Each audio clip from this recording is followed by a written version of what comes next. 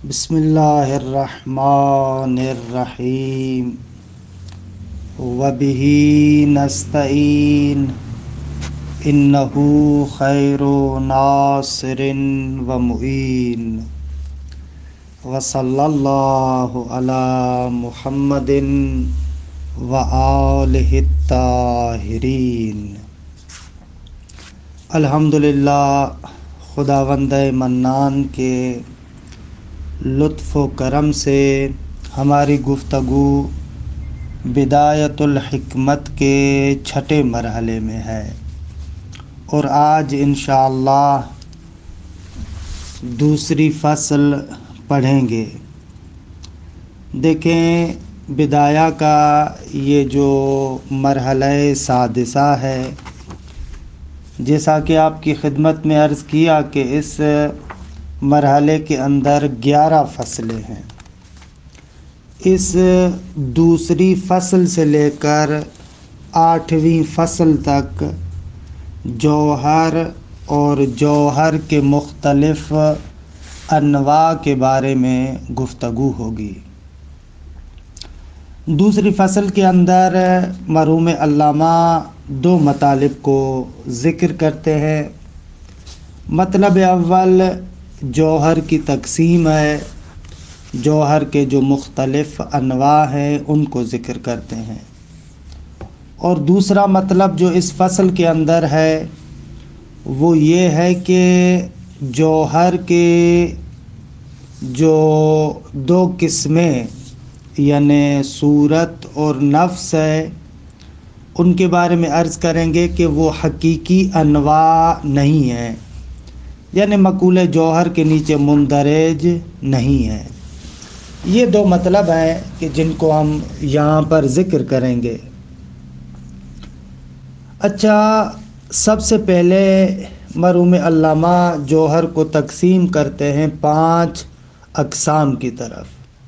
یہ مشہور بیان ہے جو فلسفہ مشاء کے اندر ذکر ہوتا ہے، اور مشائی فلسفی جوہر کے جو جنس عالی ہے، مقولات اشر میں سے ایک مقولہ ہے، اس کو 5 اقسام میں تقسیم کرتے ہیں۔ اچھا، پہلے میں اس کا ایک وجہ ضبط ذکر کرتا ہوں، پھر اس کی توضیح دیتا ہوں۔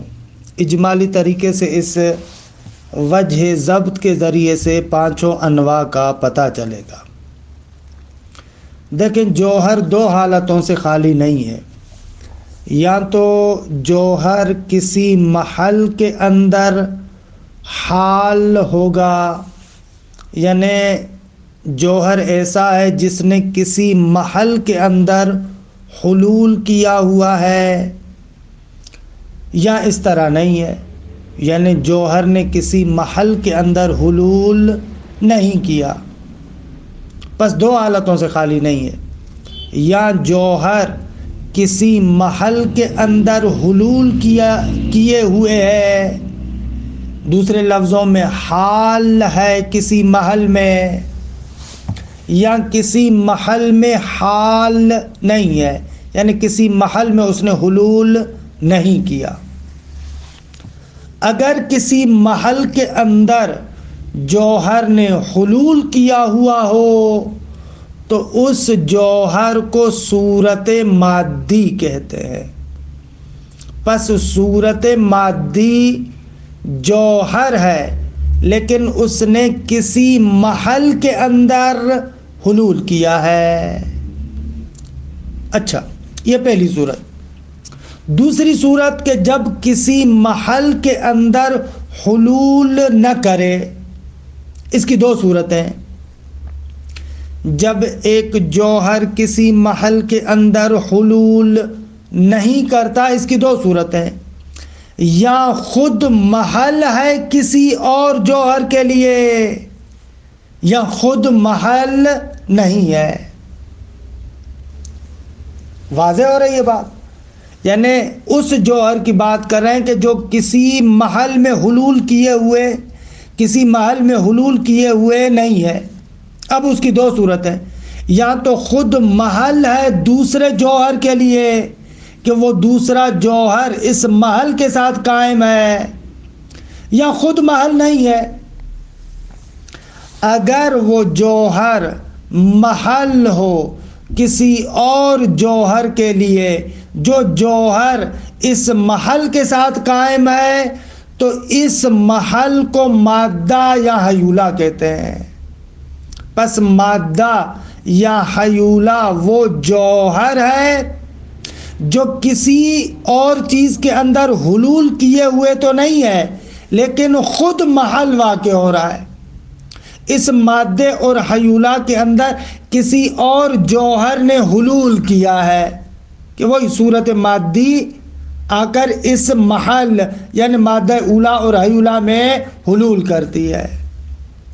پس حیولہ یا مادہ اولا ہم اس جوہر کو کہتے ہیں کہ جو محل واقع ہوتا ہے کسی اور جوہر کے لیے۔ اچھا، یہ دو قسمیں ہو گئی۔ اگر جوہر کسی شے کے اندر حلول کیے ہوئے بھی نہیں ہے اور خود محل بھی نہیں ہے تو اس کی پھر دو صورتیں ہیں، یا مرکب ہے مادے اور صورت سے یا مادے اور صورت سے مرکب نہیں ہے۔ اچھا، اگر ایسا جوہر جس نے کسی محل میں حلول بھی نہیں کیا، خود بھی کسی حال کے لیے محل واقع نہیں ہوا لیکن مرکب ہے مادے اور صورت سے، تو ایسے جوہر کو جسم کہتے ہیں۔ پس جسم کسے کہتے ہیں؟ جسم وہ جوہر ہے جو مادے اور صورت سے مرکب ہے۔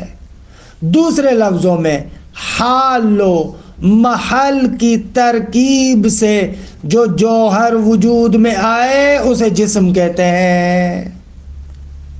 یہ تین قسمیں ہو گئیں جوہر کی۔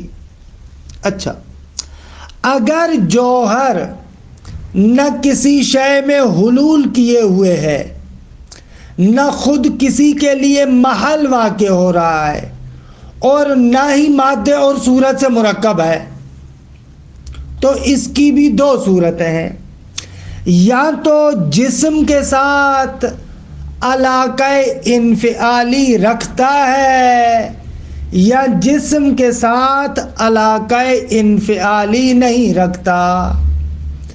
اگر جسم کے ساتھ علاقہ انفعالی رکھے تو اسے نفس کہتے ہیں، اور اگر جسم کے ساتھ علاقہ انفعالی نہ رکھے تو اسے عقل کہتے ہیں۔ کہ ابھی ان کی وضاحت کرتے ہیں۔ یہ اجمالی بیان تھا جوہر کے 5 انواع کا، کہ ایک مرتبہ پھر میں جلدی سے کہتا ہوں۔ آغا جوہر یا کسی محل کے اندر حلول کیے ہوئے ہیں یا کسی محل کے اندر حلول کیے ہوئے نہیں ہے۔ اگر کسی محل کے اندر حلول کیے ہوئے ہو تو اسے صورت مادی کہتے ہیں۔ اگر کسی محل کے اندر حلول کیے ہوئے نہیں ہے یا تو خود محل ہے دوسرے جوہر کے لیے جو اس کے ساتھ قائم ہے یا خود محل نہیں ہے۔ اگر محل ہے تو حیولہ یا مادہ اولا، اور اگر خود محل نہ ہو یا مرکب ہے مادے اور صورت سے یا مرکب نہیں ہے مادے اور صورت سے۔ اگر مرکب ہو مادے اور صورت سے تو اسے جسم کہتے ہیں، اور اگر مرکب نہ ہو تو یا اس کا جسم کے ساتھ علاقہ انفعالی ہے، کہ اس کی وضاحت ابھی کریں گے، انفعالی رابطہ رکھتا ہے جسم سے یا جسم کے ساتھ انفعالی رابطہ نہیں رکھتا۔ اگر جسم کے ساتھ انفعالی رابطہ رکھتا ہو تو اسے نفس کہتے ہیں، اگر جسم کے ساتھ انفعالی رابطہ نہ رکھے تو اسے عقل مجرد کہتے ہیں۔ یہ وجہ ضبط ہے کہ جو عام طور پر مشائی کتابوں میں ذکر ہوتا ہے، لیکن مرحوم علامہ نے اس کو ذکر نہیں کیا، لیکن ہم نے آپ کی سہولت کے لیے اس کو ذکر کیا۔ اچھا، آتے ہیں اب ان انواع کی توضیح اور وضاحت کی طرف۔ دیکھیں آگا، ہم نے کہا کہ جوہر کی 5 انواع ہیں: مادہ، صورت، جسم، نفس اور عقل۔ یہاں پر عقل سے مراد ایک موجود عقلانی ہے، نہ کہ عقل یعنی جو آپ کی قوت ہے وہ مراد نہیں ہے، یہ ایک موجود مجرد ہے کہ جس کی وضاحت ابھی ہم کرتے ہیں۔ اچھا، یہ جو 5 انواع ہیں بقول مرحوم علامہ کے کہ اس پر کوئی حصر عقلی نہیں ہے، ہم نے بھی جو آپ کے سامنے حصر عقلی کی صورت میں وجہ ضبط ذکر کیا، یہ وجہ ضبط ہے، کوئی حصر عقلی نہیں ہے۔ یہ اصل میں دلیل ان 5 انواع کے لیے استقراء ہے۔ خوب ہم نے استقراء کیا، ان 5 انواع پر برہان موجود تھا، لہذا ان 5 انواع کو ذکر کیا۔ آ جاتے ہیں ان انواع کی وضاحت کے لیے۔ دیکھیں آگا، سب سے پہلے وضاحت ہم کرتے ہیں صورت مادی کی۔ جوہر کے اندر ہم نے کہا کہ ایک ایسا جوہر ہے جو کسی محل کے اندر حلول کرتا ہے، درست ہے آگا؟ کسی محل کے اندر اس نے حلول کیا ہوا ہے، اس محل کے علاوہ آپ اس جوہر کو نہیں دیکھ سکتے، درست ہے؟ اور محل بھی ایسا ہے جو اپنے وجود میں اس حال سے مستغنی اور بے نیاز نہیں ہے۔ ایسے جوہر کو کہتے ہیں صورت مادی۔ مثلا ہم انشاءاللہ ابھی آگے تھوڑا سا چلیں گے تو بیان کریں گے تفصیل کے ساتھ، جیسے صور نوعیہ ہے۔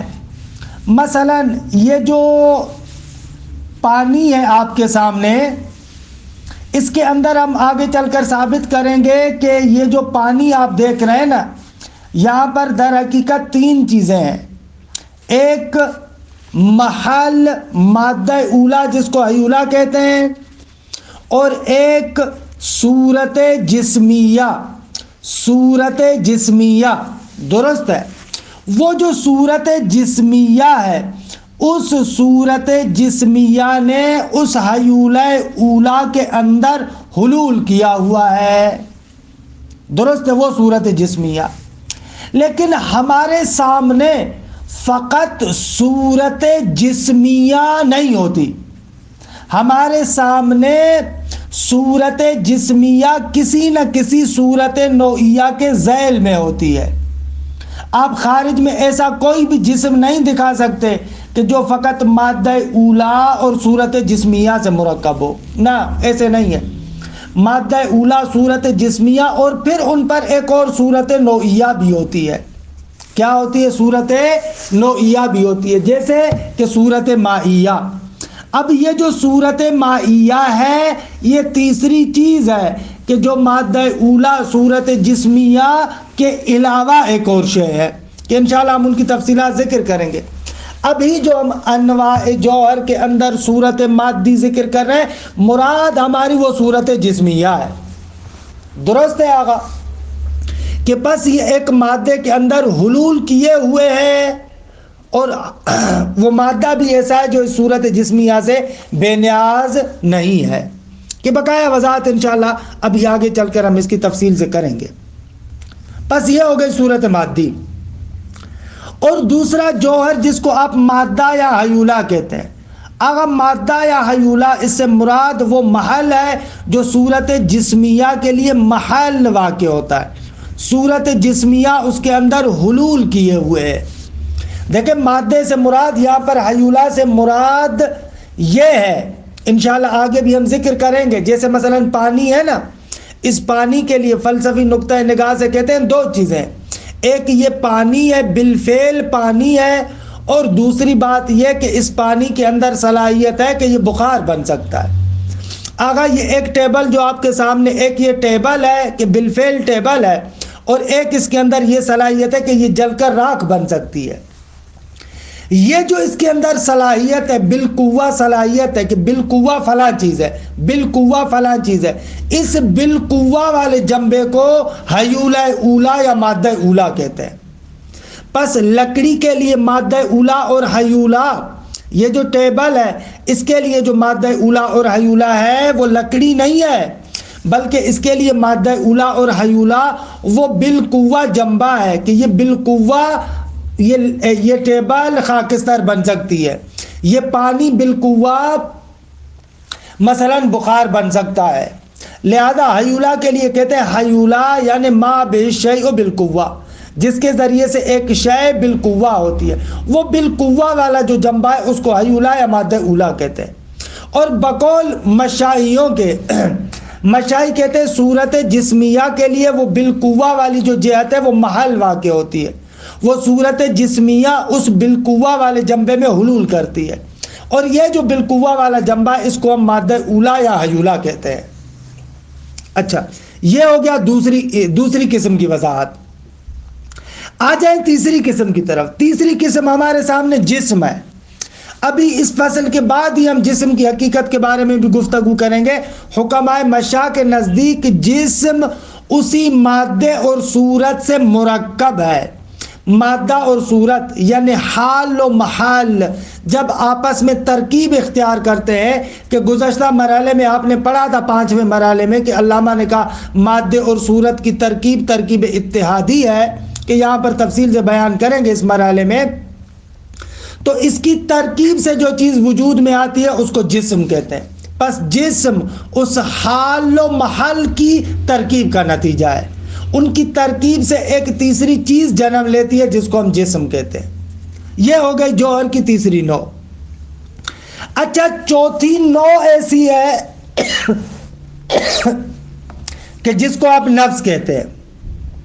یہ نفس نہ مادے اور صورت سے مرکب ہے، نہ بذات خود کسی شے کے اندر اس نے حلول کیا ہے، نہ بذات خود کسی شے کے لیے محل واقع ہوا ہے۔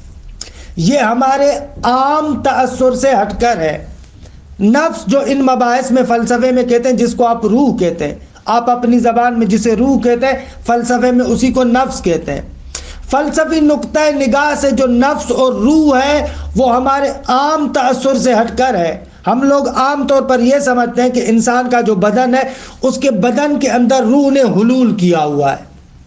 مثلا جیسے کسی درخت کا پتا ہوتا ہے تو اس پتے کے اندر نمی سرایت کرتی ہے نا، رطوبت، اس کے اندر رطوبت ساری ہوتی ہے، سریان کیے ہوئے ہے۔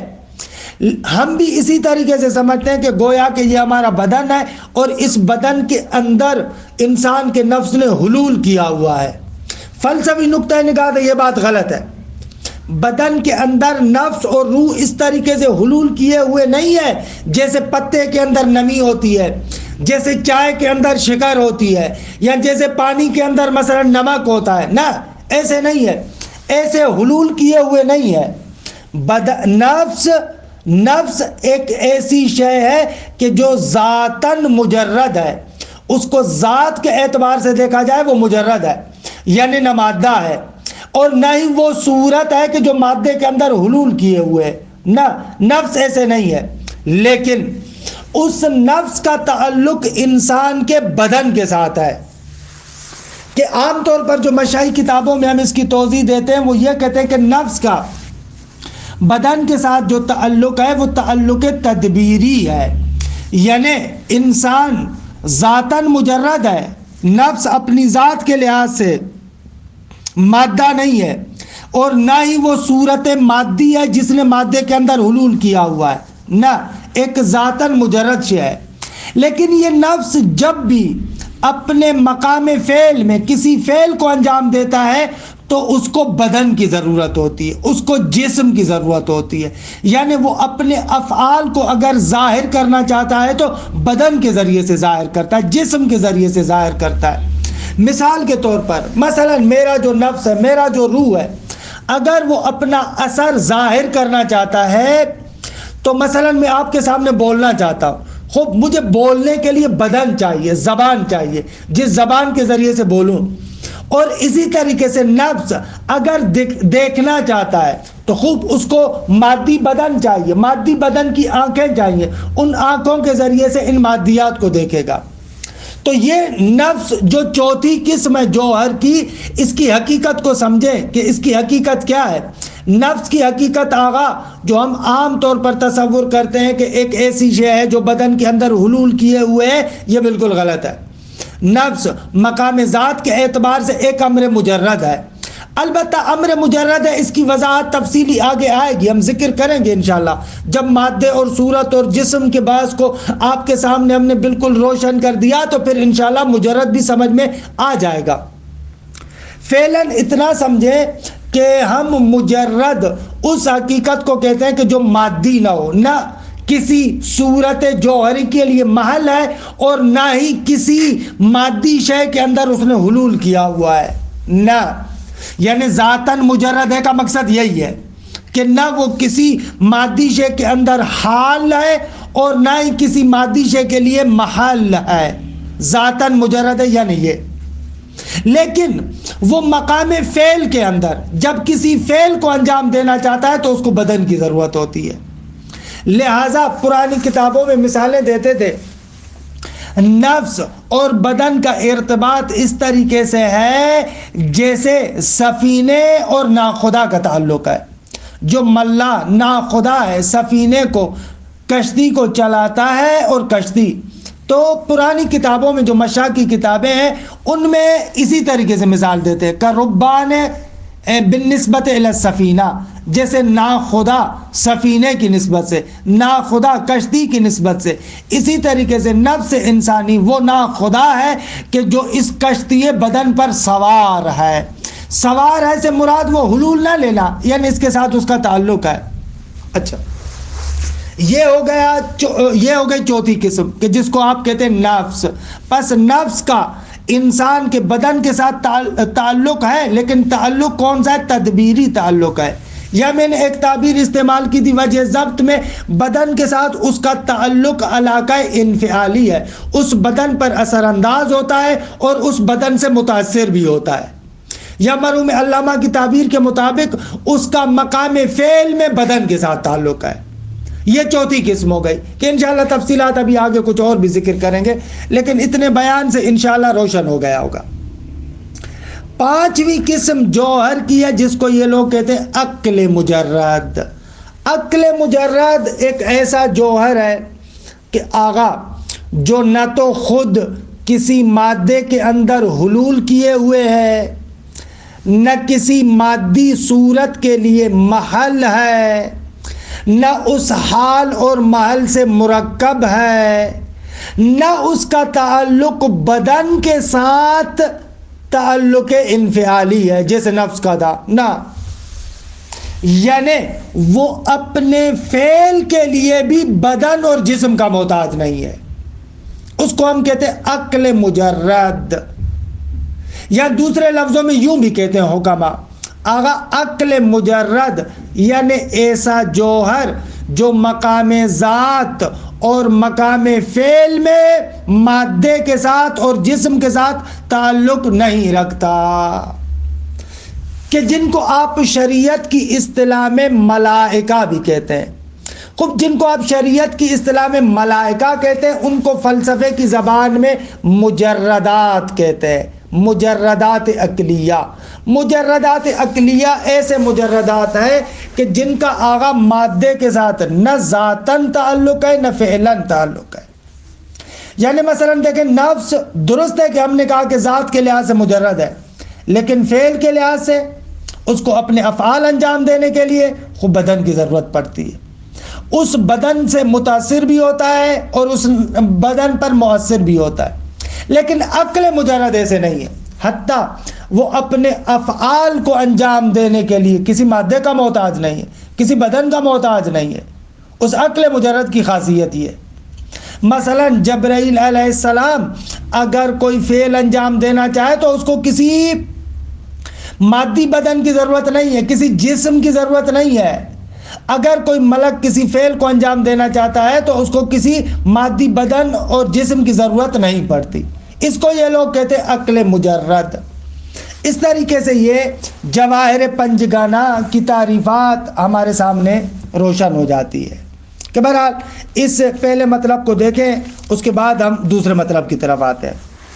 الفصل الثانی فرماتے فصل دوم، فی اقسام الجوہر، جوہر کے اقسام کے بیان میں علامہ فرماتے ہیں قسم الجوہر، مشائی حکما معمولاً جوہر کو تقسیم کرتے ہیں الی خمسۃ اقسام، 5 قسموں کی طرف۔ البتہ یہ تقسیم تقسیماً اولیان، تقسیم اولی ہے، کیونکہ نیچے پھر اور تقسیمات بھی آتی ہیں، لیکن تقسیم اولی جو جوہر کی ہے وہ ان 5 اقسام کی طرف ہے۔ کون سے 5 اقسام؟ المادۃ والصورۃ والجسم والنفس والعقل۔ ومستند هذا التقسیم فی الحقیقہ استقراء ما قام علی وجودہ البرہان۔ فرماتے ہیں اس تقسیم کی حقیقت میں جو دلیل ہے اور اس کے لیے جو سند ہے، مستند ہے، فرماتے ہیں استقراء ما، ان چیزوں کا استقراء ہے کہ جن کے وجود پر براہین قائم ہوئے۔ استقراء ما سے مراد من الجواہر، یعنی ان جواہر کو جب ہم نے استقراء کیا، ڈھونڈا، دیکھا کہ جن کے وجود پر دلیل قائم ہے، وہ 5 ہیں، ان 5 کے علاوہ نہیں ہے۔ اچھا، ہر ایک کی علامہ ڈائریکٹ تعریف کرتے۔ فالعقل هو الجوہر المجرد عن المادۃ ذاتاً و فعلاً۔ تجرد ایک امر سلبی کے عنوان سے آگا ذکر کر رہے ہیں یہاں پر، یعنی وہ جوہر ہے کہ جو خالی ہے، کس سے؟ عن المادہ، مادے سے خالی ہے۔ ایسا جوہر کہ جس کی ذات کے اندر مادہ نہیں ہے، اور حتیٰ اس کو فعل کو انجام دینے کے لیے بھی مادے کی ضرورت نہیں ہے، اس کو ہم کہتے ہیں عقل مجرد۔ عقل سے مراد وہ ایک موجود ہے، نہ کہ قوت عقلہ انسانی، اس کی بات نہیں کر رہے۔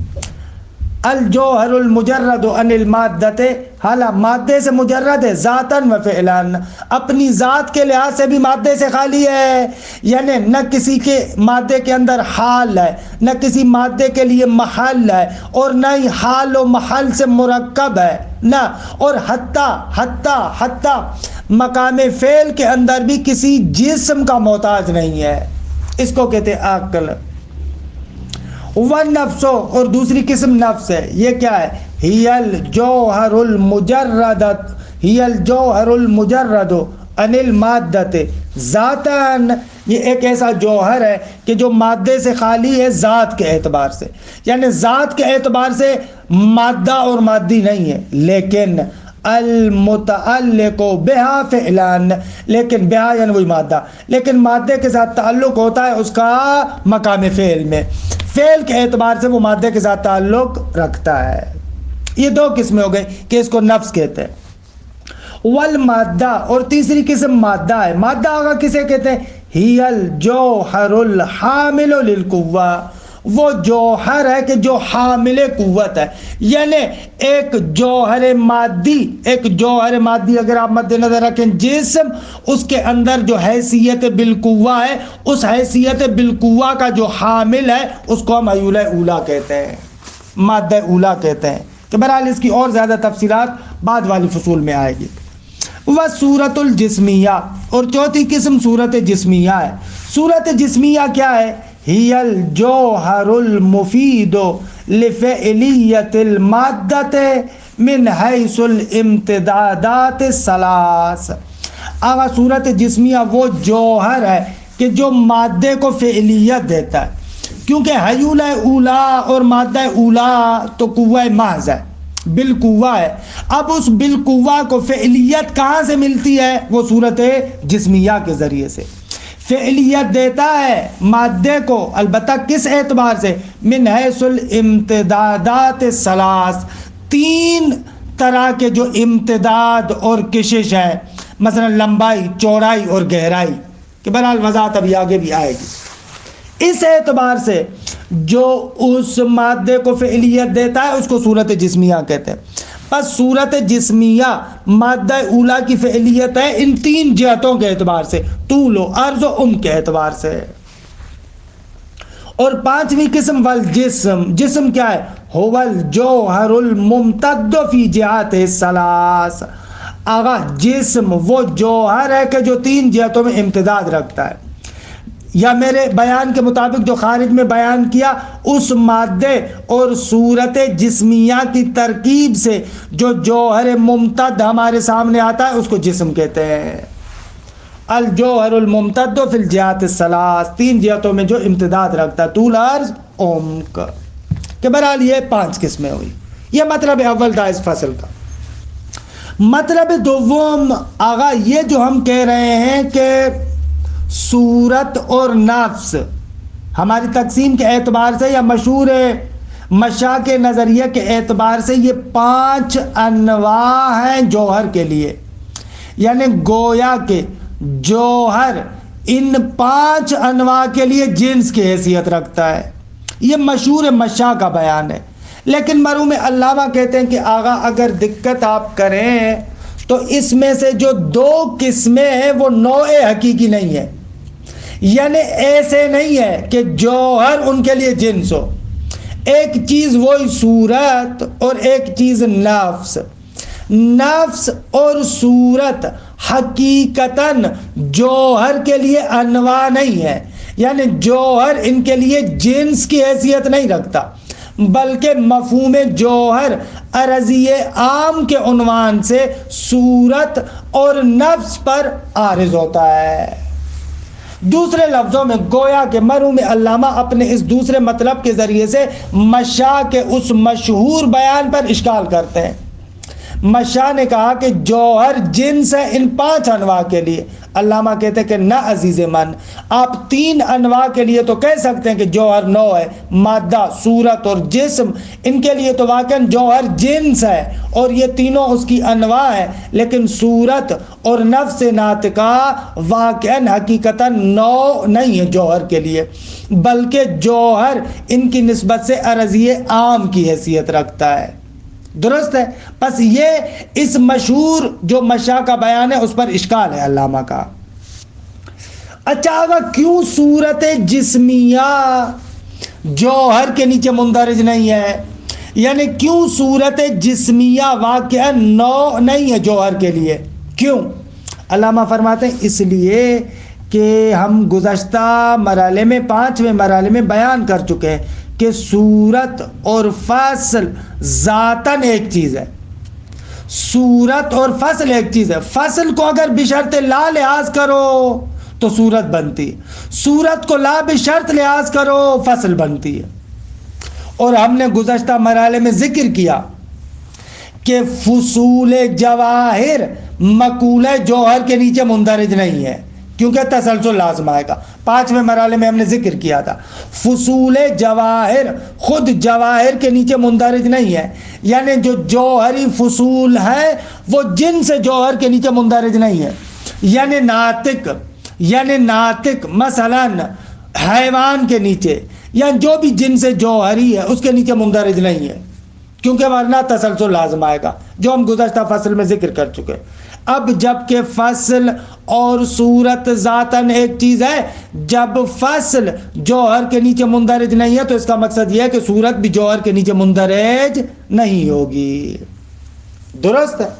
اور عیناً یہی بات نفس کے بارے میں بھی ہے، عیناً یہی بات نفس کے بارے میں بھی ہے، کیونکہ آغا نفس بھی در حقیقت صورت نوعیہ ہے کہ انشاءاللہ ہم ذکر کریں گے۔ نفس بھی در حقیقت ایک لحاظ سے دیکھا جائے تو بدن کے لیے صورت کی حیثیت رکھتی ہے۔ نفس اور فصل بھی ایک چیز ہے، نفس ناطقہ وہی فصل انسان ہے، دونوں میں فرق بشرط لا اور لا بشرط والا ہے۔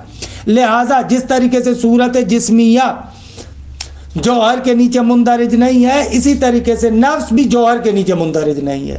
یعنی کیا؟ یعنی دوسرے لفظوں میں جوہر ان دونوں کے لیے جنس نہیں ہے۔ اچھا تو ان کو بھائی ہم کہتے تو ہیں کہ صورت جسمیہ جوہر ہے، نفس جوہر ہے، پھر یہ کہتے کس طریقے سے؟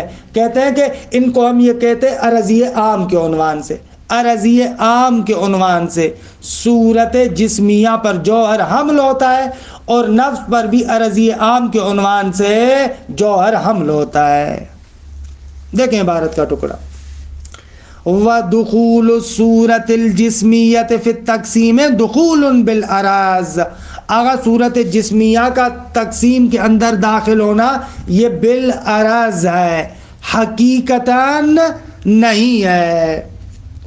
اگر کیوں بالعرض ہے؟ اس لیے کہ صورت مادے کے ساتھ متحد ہے، درست ہے، جبکہ مادہ حقیقتاً جوہر ہے تو حکم عہد المتحدین یسری الی الآخر، کیونکہ صورت مادے کے ساتھ متحد ہے اور مادہ حقیقتاً جوہر ہے، لہذا بالعرض ہم اس صورت جسمیہ کو بھی جوہر کہتے ہیں، بالعرض ہم اس صورت جسمیہ کے لیے بھی کہتے ہیں کہ جوہر کے نیچے مندرج ہے۔ روشن ہوا مطلب؟ وَدُخُولُ الصُّورَةِ الْجِسْمِيَّةِ فِي التَّقْسِيمِ دُخُولٌ بِالْعَرَض، صورت جسمیہ کا تقسیم کے اندر داخل ہونا بالعرض ہے، یعنی حیثیت تقییدیہ کے ذریعے سے۔ اصل میں مادہ اولا اس کے نیچے مندرج ہے، داخل ہے، اور کیونکہ یہ صورت مادے کے ساتھ متحد ہے لہذا ہم کہتے ہیں یہ صورت جسمیہ بھی جوہر کے نیچے مندرج ہے۔ آگا کیوں بالعرض دخول ہے؟ لأن الصورت ہی الفصل مأخوذا بشرط لا۔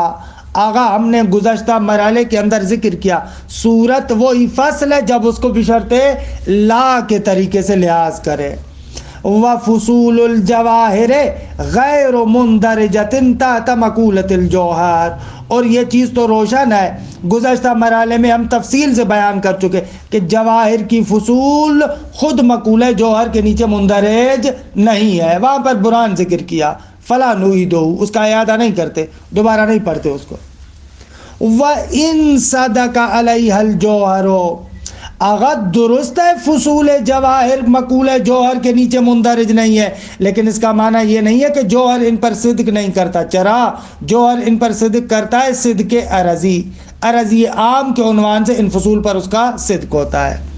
کما عرفت فی باس الماہیہ، جیسے کہ آپ نے مرحلہ 5 کی فصل 5 میں یہ مطلب پڑھا تھا۔ وَيَجْرِي نَظِيرُ الْكَلَامِ فِي النَّفْسِ، اور اسی طریقے کی بات جو ہم نے صورت جسمیہ کے لیے کہی ہے اسی طریقے کی بات نفس میں بھی جاری ہوگی۔ یعنی کیا؟ نفس کیا ہے؟ صورت نوعیہ ہے جسم اور بدن کے لیے۔ وہ کیا ہے؟ صورت نوعیہ ہے کس کے لیے؟ بدن اور جسم کے لیے۔ جس طریقے سے صورت جسمیہ اور فصل میں کوئی تفاوت نہیں، اسی طریقے سے صورت نوعیہ اور اس کی فصل میں بھی کوئی تفاوت نہیں ہے، فقط اسی کی فصل کو اگر آپ کیا کریں؟ بشرط لا لحاظ کریں تو وہ نفس بنے گا، اگر نفس کو لا بشرط لحاظ کریں تو فصل انسان بنے گی۔ خوب، فصول الجواہر غیر مندرجۃ تحت مقولۃ الجوہر یہاں پر بھی آئے گا کہ الحمدللہ اس طریقے سے یہ انواع جوہر کی وضاحت ہوئی۔ وصلی اللہ علی محمد و اہل بیتہ الطیبین الطاہرین۔